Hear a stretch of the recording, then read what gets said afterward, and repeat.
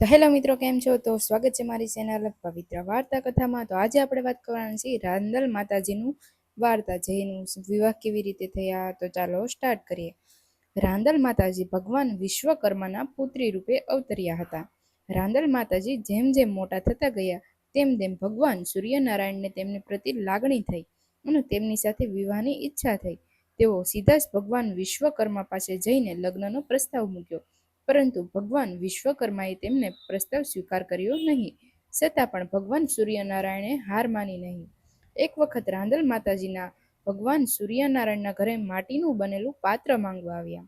ભગવાન સૂર્યનારાયણના માતાજીએ તેઓને માટીનું પાત્ર આપ્યું, પણ સાથે એક શરત રાખી કે જો આ પાત્ર તૂટી જશે તો તેઓએ પોતાની પુત્રીના વિવાહ પોતાના પુત્ર ભગવાન સૂર્યનારાયણ સાથે કરવા પડશે. ભગવાન સૂર્યનારાયણે આ શરતનો લાભ લીધો.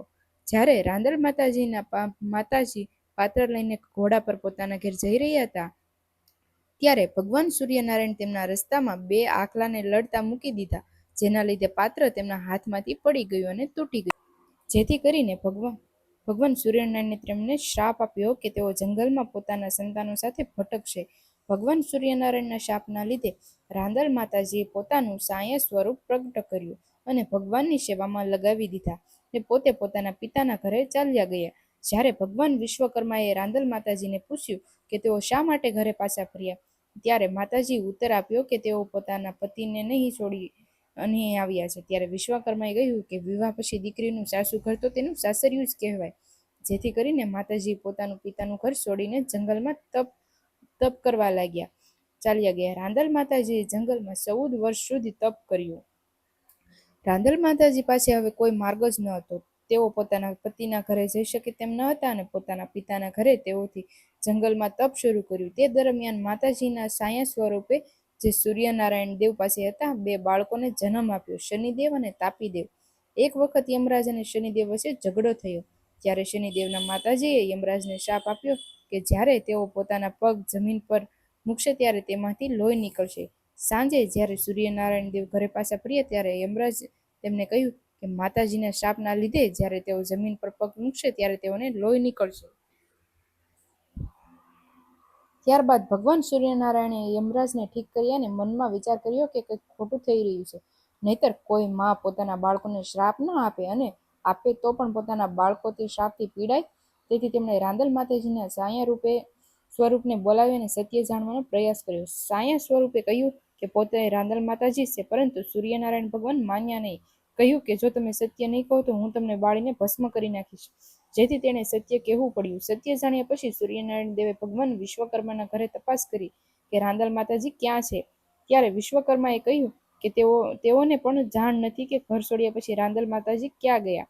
ઘણી તપાસ કર્યા પછી પણ માતાજી વિશે કોઈ જવાબ ન મળ્યો. પછી ભગવાન સૂર્યનારાયણે ધ્યાન કર્યું ને જોયું કે રાંદલ માતાજી ક્યાં છે. પછી તેઓએ ઘોડા સ્વરૂપનું ધારણ કર્યું અને જ્યાં માતાજી તપ કરતા હતા ત્યાં ગયા અને માતાજીનું તપ ભંગ કર્યું અને તપ કરવા પાછળનું કારણ પૂછ્યું. ત્યારે માતાજી કહ્યું કે તેઓ ભગવાનના તેજના લીધે તેઓ તેમની સામે જોવાના સક્ષમ ન હતા. આ સાંભળીને સૂર્યનારાયણ ભગવાન પોતાનું તેજ ઘટાડ્યું અને પોતાનું તેજ 4 અલગ વસ્તુમાં સરખા ભાગે વેચી દીધું. ભગવાન શિવનું ત્રિશૂળ, ભગવાન વિષ્ણુનું સુદર્શન ચક્ર, ગાય અને પૃથ્વી. એ સમયે માતાજી વધુ 2 પુત્રોને જન્મ આપ્યો, જેઓ અશ્વિની કુમાર કહેવાય. અશ્વિની કુમારો ભગવાનના વેદ હતા. ભગવાન સૂર્યનારાયણ રાંદલ માતાજીને પોતાના ઘરે પરત લાવ્યા. ત્યારે માતાજીના સાયા સ્વરૂપે રાંદલ માતાજીને તેઓને પોતે કરેલા સેવાના બદલે આશીર્વાદ આપ્યા કહ્યું. ત્યારે રાંદલ માતાજી તેમને વચન આપ્યું કે જ્યારે કોઈ હિન્દુઓ દ્વારા પોતાની ઈચ્છા પૂર્તિ માટે થતું સત્કાર્ય તેડાવશે ત્યારે તેઓ બંને સાથે જોડમાં જશે, કેમ કે એક રાંદલ માતાજી માટે અને એક તેમના સાયા સ્વરૂપ માટે. ભગવાન સૂર્યનારાયણ પણ વચન આપ્યું કે જ્યારે કોઈ લોટા તેડાવશે ત્યારે પોતે ઘોડા સ્વરૂપે ત્યાં આવશે, અને જ્યાં સુધી ઘોડો ખૂંદવાનો પ્રસંગ પૂરો નહીં થાય ત્યાં સુધી લોટા તેડવાનું કાર્ય પૂર્ણ નહીં મને. ત્યારબાદ ભગવાન સૂર્યનારાયણે રાંદલ માતાજીને આજ્ઞા કરી કે તેઓ મૃત્યુલોક પર જઈને લોકોના દુઃખ દૂર કરે અને તેમને સત્ય અને ધર્મનો માર્ગ બતાવે.